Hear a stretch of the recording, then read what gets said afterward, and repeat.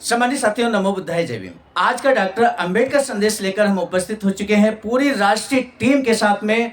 और यहाँ पर आप देख सकते हैं परम आदरणीय बुद्ध मित्र मुसाफिर सर हमारे साथ हैं, जो कि इस डॉक्टर अंबेडकर संदेश के लगातार प्रेरणा स्रोत हैं। आदरणीय बुद्ध मित्र मुसाफिर सर के निर्देशन में जो डॉक्टर अंबेडकर संदेश शुरू किया गया, आज पहली बार रियलिटी में हम उस स्थान से डॉक्टर अंबेडकर संदेश प्रसारित कर रहे हैं। बुद्धा बोधिसत्व अंबेडकर इंटरनेशनल सेंटर, जैसा कि आप देख रहे होंगे banner, Buddha Bodhisattva doctor Ambedkar international centre, Sarnath, Varanasi, राज्य उत्तर प्रदेश, देश भारत के सौजन्य से। सम्मानित साथियों, हम आपको बता दें, आज के डॉक्टर अंबेडकर संदेश में हम आपको बताएंगे चतुर्वर्ण के कारण हिंदुस्तान की अवनति और पतन हुआ है। ये बात बाबा साहब डॉक्टर भीमराव अंबेडकर कहते हैं। और हम आपको बता दें, बाबा साहब डॉक्टर अंबेडकर संपूर्ण भाग में खंड 39 से प्रथम भाग जो कि हमने कल प्रस्तुत किया था, आज हम द्वितीय भाग लेकर उपस्थित हुए हैं।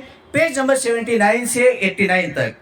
शनिवार 28 फरवरी 1938 की सुबह 9 बजे डॉक्टर बाबा साहब अंबेडकर परिषद के लिए मनमाड शेषटाना के लिए निकले। रास्ते में चांदवड और कुछ अन्य जगहों पर उन्हें फूल मालाएं अर्पण कर उनका स्वागत किया गया। परिषद के स्वागताध्यक्ष महंत नानक दास ने डॉक्टर बाबा साहब का और वहां उपस्थित मेहमानों का स्वागत किया। फिर प्रस्ताव रखा गया कि परिषद का अध्यक्ष स्थान डॉक्टर बाबा साहब स्वीकारें। प्रस्ताव का परिपाटी के अनुसार समर्थन किए जाने के बाद डॉक्टर बाबा साहब ने अध्यक्ष स्थान स्वीकारा। परिषद में श्री भोले देवराव नाइक, भावराव गायकवाड़ आदि के भाषण हुए। उसके बाद तालियों की गड़गड़ाहट के बीच और जनता द्वारा किए जा रहे जय घोषणा की गूंज में डॉक्टर बाबा साहब बोलने के लिए उठ खड़े हुए। डॉक्टर बाबा साहब ने कहा, भाइयों और बहनों, गैर ब्राह्मण सुशिक्षितों में से किसी ने कुछ समय तक सत्यशोधक नामक एक पंथ की स्थापना की। इस पंथ का कुछ नाम हो, इससे पहले ही उसके कार्यकर्ता हाथ धोकर कांग्रेस के पीछे पड़े हैं। लगता है वे अपने होश गंवा बैठे हैं। महात्मा गांधी की राजनीति से उनके जमाने में समूची राजनीतिक सत्ता अगर ब्राह्मणों के हाथ होने वाली हो तो ऐसी राजनीति को आग लगा देनी चाहिए।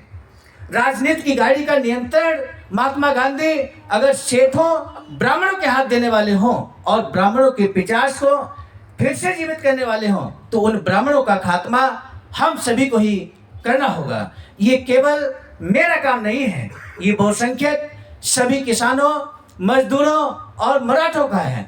इन सभी को संगठित कर राजनीति चलाई जाए तो विधिमंडल की हमारी 11 में से 11 जगह पर हम काबिज हो सकते हैं। लेकिन उनकी हालत उन कुत्तों जैसी हुई है जो भरपूर भोजन के बाद कूड़ेदान में फेंके गए पत्तलों को चाटने में ही खुश रहते हैं। जो थोड़ा बहुत कुछ उनके हिस्से आता है उसी में भी खुश लगते हैं। मैं ऐसा नहीं होने देना चाहता। राजनीति में समानता पैदा होनी चाहिए। इतना ही नहीं, कोई लायक भील हो तो उसे भी मुख्यमंत्री बनना चाहिए। समाज में ऊंच नीच का जो भेद व्याप्त है वो एक कम होना चाहिए। ये बात कांग्रेस से होना संभव नहीं है, इसीलिए मैं कांग्रेस में शामिल नहीं होता। कई बार ये बताया जाता है कि महात्मा गांधी से सामना होते ही विरोधक अपना विरोध भूल जाते हैं, उन्हें डर लगता है, ऐसा कहा जाता है। लेकिन मेरा अनुभव इसके ठीक विपरीत है। मैं 10 बार महात्मा गांधी से मिला हूं, लेकिन जैसे कहा जाता है उसी तरह की कोई 50 बाधा मुझे नहीं हुई है। गरीब, किसान और मजदूर वर्ग के हितों की रक्षा के लिए हमने स्वतंत्र लेबर पार्टी बनाई है। सम्मानित साथियों, हम आपको बता दें, 1936 में बाबा साहब ने स्वतंत्र लेबर पार्टी का गठन किया था। इस पक्ष के बारे में बहुत विस्तार से बताने के बजाय संक्षेप में ही बताता हूं। बाबा साहब कहते हैं कि कई लोग मुझसे पूछते हैं कि राजनीतिक लड़ाई लड़ने के लिए आज जब कांग्रेस है तो दूसरा पक्ष बनाने की क्या जरूरत है। अर्थात बाबा साहब कहते हैं कि हमने जो स्वतंत्र लेबर पार्टी बनाई है, लोग पूछते हैं कि ये स्वतंत्र लेबर पार्टी आपने कांग्रेस के होते हुए क्यों बनाई है। तो बाबा साहब जवाब देते हैं। बाबा साहब कहते हैं, मैं उनसे बस इतना ही कहना चाहता हूं कि कांग्रेस पूंजीपतियों की दासी है, क्योंकि कांग्रेस में शामिल पूंजीपति ही भरपूर रुपए लुटाकर आज कांग्रेस के सभी चोचले पूरे कर रहे हैं। ऐसा करने के पीछे पूंजीपतियों का केवल एक ही उद्देश्य है कि कांग्रेस के जरिए अपना अधिक से अधिक हित साधा जाए। वैसे कांग्रेस वाले ऊपरी तौर पर कहते हैं कि हम गरीब किसानों के लिए और मजदूरों के लिए ही स्वराज की लड़ाई लड़ रहे हैं, लेकिन ऐसा कहना उनका दो मुहाई है, क्योंकि अमीर पूंजीपति और गरीब किसान और मजदूरों के हित संबंध परस्पर विरोधी हैं। 100 गरीबों के लिए अमीर पूंजीपति अपना पैसा खर्च कर अपना ही नुकसान कराएंगे, ये संभव नहीं लगता। बिल्ली चूहा, सांप और नेवला, भेड़ और भेड़िया में जैसे पैदाइशी बैर होता है, उसी प्रकार पूंजीपति और गरीब किसानों का भी बैर होता है। जिस प्रकार नेवले को कभी प्यार से सांप को चाटता हुआ, चूहे को बिल्ली का दूध पीते हुए या भेड़ को भेड़िए की गोद में सिरे टिकाकर सोया हुआ आमतौर पे देखने में नहीं आता, उसी प्रकार अमीर पूंजीपतियों की मोहब्बत से गरीब किसान और मजदूरों का हित होगा, इस बात पर भी भरोसा कर कोई धोखा न खाए। ये सब गांधी की माया है और इसीलिए किसान और मजदूरों को पूंजीपतियों की संस्था कांग्रेस से सावधान रहना चाहिए। मैं बस इतना कहना चाहता हूं, क्योंकि गरीब और किसानों को और मजदूरों को छूट कर जो मारवाड़ी अमीर बनता है, वो सालाना 4 आने का चंदा देकर कांग्रेस का सदस्य बनने के बाद अपना स्वभाव धर्म सहसा बदल लेगा, ये संभव दिखाई नहीं देता। ये हास्यास्पद है। आज हरिपुरा में कांग्रेस का 51वां अधिवेशन होने जा रहा है। कहते हैं कि इस कार्यक्रम पर कुछ 1 लाख रुपए खर्च होंगे। खर्च होने वाला ये सारा पैसा कहाँ से आया? ये सारा पैसा अमीर सेठों ने दिया है। इस बारे में अपने अनुभव की एक बात बताता हूँ। हमारे कोंकण में अमीर मुसलमान लोग गरीब लोगों की शादियां इस शर्त पर करवा देते हैं कि अगले 10 सालों तक वे उनके यहाँ ही काम करेंगे, लेकिन वे एक शादी नहीं, एक ही समय में कई जरूरतमंदों की कई सारी शादियां एक ही मुहूर्त पर कराते हैं। साथ ही 10 सालों के करार के बाद का 1 साल प्रेम से उनके यहाँ काम करते रहना पड़ता है। इन सभी लोगों की साहूकारों के यहाँ काम करना पड़ता है। इसी प्रकार कांग्रेस अधिवेशन की लाखों रुपए की जरूरत और अमीरों से लिए जाने वाले कर्ज की खातिर पता नहीं और कितने सालों तक इस हिंदुस्तान को अमीरों की गुलामी में बिताने पड़ेंगे। इसलिए लड़ाई गरीब मजदूर और किसानों को संगठित होकर ही लड़नी पड़ेगी। आज भले मैं स्वतंत्र लेबर पार्टी का अध्यक्ष हूँ, बाबा साहब कहते हैं कि आज भले मैं स्वतंत्र लेबर पार्टी का अध्यक्ष हूँ, लेकिन मुझे इस पद की लालसा नहीं है। कोई और अध्यक्ष बनकर इस जिम्मेदारी को लेने के लिए तैयार होगा तो उसमें मुझे बेहद खुशी होगी। राजनीति से वैसे मेरा क्या फायदा है? राजनीति से दूर रहता तो आज मेरा लाखों रुपयों का मुनाफा होता।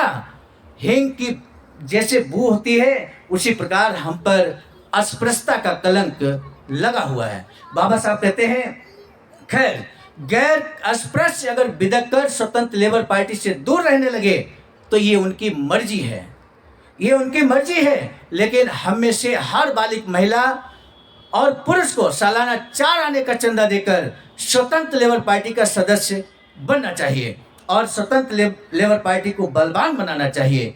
इसी विनती के साथ मैं आज आपसे विदा लेता हूँ। फूलमालाएं अर्पण किए जाने के बाद बाबा साहब डॉक्टर भीमराव अंबेडकर की जय की गूंज में सभा विसर्जित हुई। ठीक दोपहर 2 बजे डॉक्टर अंबेडकर सराहना के लिए निकले। रास्ते में काजी सांगवी तहसील चांदबाड़ में डॉक्टर बाबा साहब का सम्मान और अभिनंदन किया गया। इस अवसर पर गांव के मराठा जाति के प्रमुख नेता श्री कार भाजी बागाजी पाटिल ने डॉक्टर अंबेडकर के गुणों का गौरव करने वाला भाषण किया। आज का पहला प्रश्न जो आपको आवाज का ऑफिशियल यूट्यूब के कमेंट सेक्शन में देना है, मुझे पूरा भरोसा है कि आपने आवाज का ऑफिशियल चैनल को सब्सक्राइब जरूर कर लिया होगा। सामान्य साथियों, सिर्फ हम इसलिए कहते हैं कि आवाज का ऑफिशियल चैनल आप सब्सक्राइब कर लें ताकि आपको डॉक्टर अंबेडकर संदेश नियमित सुबह 5 बजे आपको टाइमली समय से मिल जाया करे, उसका नोटिफिकेशन आपको मिल जाया करे। आज का जो महत्वपूर्ण प्रश्न है, अगर आपने वीडियो को डॉक्टर अंबेडकर संदेश को अंत तक वॉच किया है तो निश्चित रूप से इस प्रश्न का आप आंसर दे पाएंगे। पहला प्रश्न, डॉक्टर बाबा साहब भीमराव अंबेडकर ने राजनीति की गाड़ी को नियंत्रण कैसे करने को कहा है? किसे कौन कर सकता है, राजनीति की गाड़ी का नियंत्रण कौन कर सकता है, ये आज का पहला प्रश्न। दूसरा प्रश्न है कि बाबा साहब डॉक्टर भीमराव अम्बेडकर ने अपना जीवन देश और बहुजनों के लिए समर्पित क्यों किया, और बहुजनों को एकता के लिए वर्तमान समय में क्या कर्तव्य बताया है। सामान्य साथियों, यदि इन दोनों प्रश्नों में से किसी एक का आप जवाब देंगे तो मुझे बेहद खुशी होगी। इसके अलावा आप आज के डॉक्टर अंबेडकर संदेश में बाबा साहब किस बात को इस देश भारत के लिए जो विनाशकारी साबित हुआ है, आखिर वो कौन सी व्यवस्था है जो भारत के विनाश के लिए प्रमुख उत्तरदायी है, ये भी आप बता सकते हैं। हमें आपका जवाब का बेसब्री से इंतजार रहेगा। आज का डॉक्टर अंबेडकर संदेश समाप्त करने से पहले हम आपको बता दें, बाबा साहब की एक अधूरी इच्छा वैचारिकी सेंटर बनाने की थी। 17 अगस्त 1952 को बाबा साहब स्पीच देते हुए स्पष्ट तौर पर कहते हैं कि हमारे बहुजन समाज का एक ऐसा वैचारिकी सेंटर बने जहां जिस तरह से आज 27 नवंबर 2023 को इस स्थान पर पूरे देश के बुद्धिजीवी लोग, मिशनरी लोग यहाँ पर एकत्र हुए हैं, इसी तरह की बाबा साहब की इच्छा थी कि ऐसा वैचारिकी सेंटर बने जहाँ पर पूरे देश के बुद्धिजीवी लोग एकत्र हों।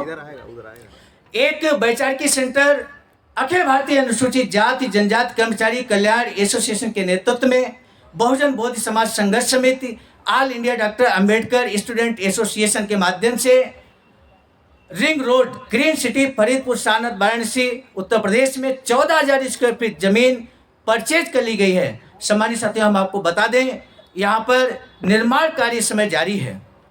आप सभी का बहुमूल्य योगदान होगा। तो जल्द ही जिस ज़मीन पर आज हम इस वीडियो को रिकॉर्ड कर रहे हैं, ये वही ज़मीन है और हम दिखाना चाहेंगे कुछ इस तरह की प्रतिकृति आप देख रहे हैं। इस तरह का वैचारिकी सेंटर जल्द ही बनकर तैयार हो, इसके लिए आज ही यहाँ पर एक प्रस्ताव पारित हुआ। इस नक्शे को जो आप देख रहे हैं वो नक्शा पास कराना है और उसमें आपका अमूल्य योगदान प्रस्तावित है। सभी जनपद, चाहे वो उत्तर प्रदेश के हों, चाहे बिहार से हों, पूरे भारत के सभी जनपदों से अपील की गई है, ये प्रस्ताव पारित किया गया है कि प्रत्येक जनपद 1 लाख रुपए दिसंबर 2023 में अपना कंट्रीब्यूशन कर देंगे तो जल्द ही इसका निर्माण कार्य विधिवत शुरू हो जाएगा। मुझे पूरा भरोसा है कि आप दिए गए account number, SBI account number, IFC code पर बहुजन बोधि समाज संघर्ष समिति के नाम से अकाउंट है जो कि आवाज़ की अनुषंगिक संगठन है। सम्मानित साथियों, इस अकाउंट पर अपना अमूल्य योगदान जरूर करेंगे।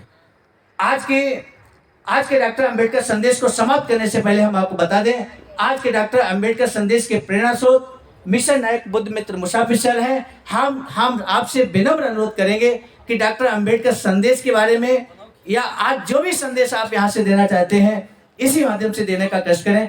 आदरणीय बुद्ध मित्र मुसाफिर सर। मेरे सम्मानित साथियों, आज मुझे बड़ा गर्व महसूस हो रहा है कि यह अंबेडकर संदेश बुद्धा बोधिसत्व अंबेडकर इंटरनेशनल सेंटर सारनाथ वाराणसी से परम आदरणीय सर्वजीत आर्य जी ने रिकॉर्ड किया है। इस अवसर पर मुझे भी 2 शब्द बोलने का जो अवसर मिला है, इसके लिए पहले आर्य जी को धन्यवाद देता हूं।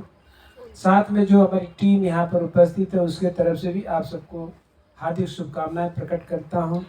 संविधान दिवस के अवसर पर और बाबा साहब अम्बेडकर के अंतिम भाषण दिवस के पावन पर्व पर इस बुद्धा बोधिसत्व अम्बेडकर इंटरनेशनल सेंटर के प्रांगण में बहुत ही एक अच्छा सेमिनार हुआ, जिसका विषय था कि भारत के संवैधानिक अधिकारों के संरक्षण में बुद्धा बोधिसत्व अम्बेडकर इंटरनेशनल का योगदान क्या होगा जो निर्माणाधीन है।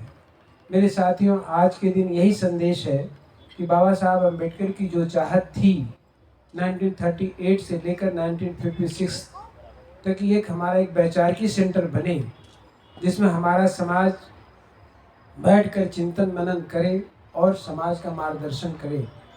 आज उसी उद्देश्य को पूर्ण करने के लिए, बाबा साहब अम्बेडकर के अधूरे इस सपने को पूरा करने के लिए इस ज़मीन को 2 करोड़ 14 लाख में आप सभी के सहयोग से खरीदी जा चुकी है। अब इसके बाउंड्री भी हो चुकी है, इसमें एक रूम भी बन चुका है, समरसेबल पंप भी लग गया है, बाथरूम भी निर्माणाधीन है।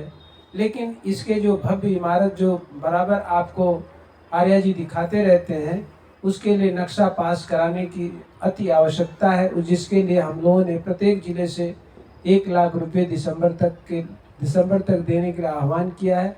हम समझते हैं कि आप लोग एक मुश्त रकम अपने यहाँ एकत्रित करके जब भेज देंगे तो नक्शा पास होते ही ये जो बाबा साहब अम्बेडकर का अधूरा सपना है वैचारिक सेंटर बनाने का, उसे पूर्ण कर लिया जाएगा और भारत को एक समृद्धशाली वैचारिक रूप से बाबा साहब अम्बेडकर का एक सेंटर बना करके उनके अम्बेडकर मिशन को प्रचारित प्रसारित किया जाएगा। इसके लिए आप सबके सहयोग के बिना कार्य संभव नहीं है। इसलिए संघी शक्ति, बुद्ध ने कहा बुद्धं शरणं गच्छामि, धम्मं शरणं गच्छामि, संघं शरणं गच्छामि। संघ की महत्व को, संघ का जो निर्माण हुआ इसी सारनाथ वाराणसी में हुआ। बाबा साहब अम्बेडकर ने भी बहुत अच्छी बात बोली, उसी को उन्होंने अपने शब्दों में कहा, एजुकेट, एजिटेट एंड ऑर्गेनाइज, शिक्षित करो, आंदोलित करो, संगठित करो। बहुजन नायक कांशीराम साहब ने भी कहा, सिट टुगेदर, थिंक टुगेदर और मार्च टुगेदर। तो उन लोगों के सपने को पूरा करने के लिए, साथ बैठने के लिए, साथ सोचने के लिए, साथ चलने के लिए सेंटर की अति आवश्यकता है। जैसा कि बाबा साहब अम्बेडकर चाहते थे, उसको पूरा करने में हम सब मिलजुल करके लग जाएं। इसी के साथ आप सबको बहुत बहुत धन्यवाद। नमो बुद्धाय, जय भीम।